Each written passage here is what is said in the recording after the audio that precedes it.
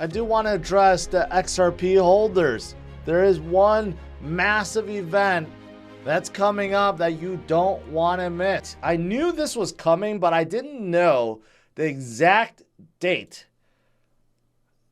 The release of the Hinman testimonies, okay? Hinman speech documents.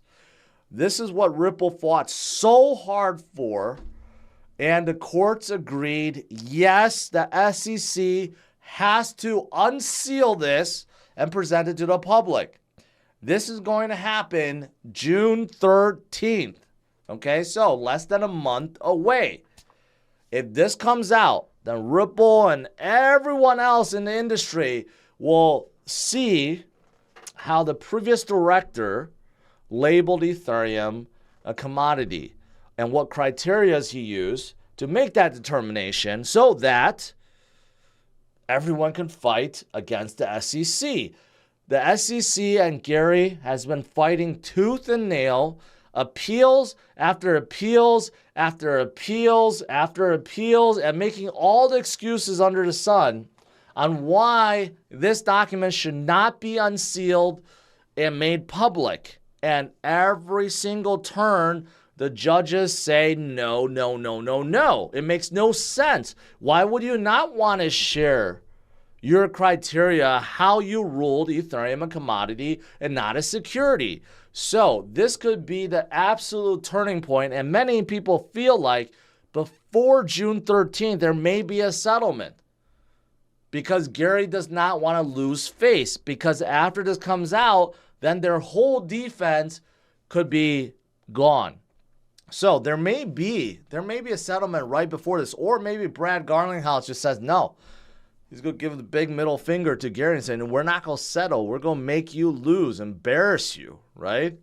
So that is coming up June 13th. So not only do we have massive news that may be coming out of Hong Kong June 1st, we also have this massive news about XRP, which is why it may be gaining strength, because it's surged 8% in the last 7 days. Despite everything else going down, people are getting hopeful once again. Or maybe it's due to my educational video that I periodically show, or it's due to that XRP interview I did at Bitcoin Miami. It's one of the three things, or maybe all three, combined is having an effect. But also, there's this. I don't know where this came from. This is redacted. This is like a redacted email, okay? And you could see a lot of things are redacted. But one thing that whoever redacted this forgot to redact, if you look at right under here, EX220. Okay, it's about middle of the page, right? The first sentence at the end says EX220, SEC lit emails, okay? And then parentheses, there are reasonable grounds to conclude that XRP does not satisfy all elements of the Howey analysis and is therefore not a security for purposes of the federal security laws. Interesting. So does this mean XRP is not a security? It was already declared it wasn't a security, but this has been hidden all along. I don't know. Seems like that part should have been redacted, but whoever doing it forgot to. Brad Garlinghouse, even though I'm not a fan of XRP itself, I've said that for years, and I'm sticking with that. I still don't like XRP, to be honest. But I do like the fact that Brad and Ripple is fighting a good fight and could put Gary in his place, right? They're probably one of the only, probably 5 companies, handful of companies that had the resources to fight the SEC. SEC chewed off more than they can handle, right? And we may be getting a conclusion at the end. And Ripple, even Brad says that they have $1 billion at their disposal looking to acquire firms in the crypto industry. So Brad is not affected by the SEC. He does not give a F. Okay, that's how much of a baller he is. And he will continue to fight the good fight until the end and embarrass the hell out of Gary Gensler.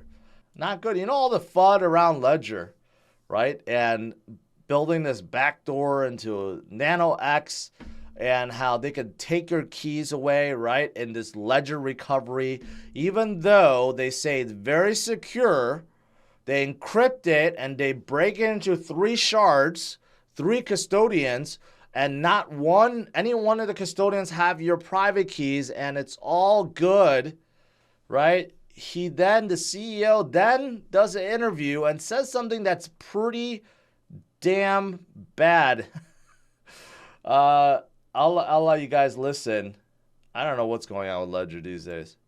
99% of the cases, there is no collusion that is really possible between the three entities, and the way that this is built. But we've released a lot of content. The way that this is built, you can only only the user can sort of call back the three shards.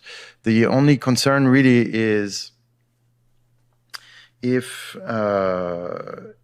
we get subpoena by a government to say now, this user specifically, we would like you to, retrieve the three shards, etc. So that's not a real concern in the end, because for several reasons. One, you only get subpoena like this by governments if it's a serious act, like terrorism, drugs, etc., etc. Like, it's not true that the average person gets subpoenaed every day. Can I just interrupt there? Coinbase had all their customer data subpoenaed by the IRS. John Doe. Yeah, and so they had to supply every customer. Was it over $10,000 or 20,000? 20,000. 20,000 over a 3-month rolling period. And they gave all. And Coinbase fought back because they wanted, I think, 3,000. But Coinbase is a bank. This is not a banking service. Okay, so it's very different. But it's what I'm saying is the IRS wanted that. Okay, so basically, the CEO of Ledger's like, well, as a user, you don't have to be afraid, okay? You are the only one that could request the three shards, unless we get subpoenaed by a government, and then we have to give it up. But don't worry, it's not likely to happen unless you're a criminal or declared a criminal by a government. This whole thing defeats the purpose of self-custody, right?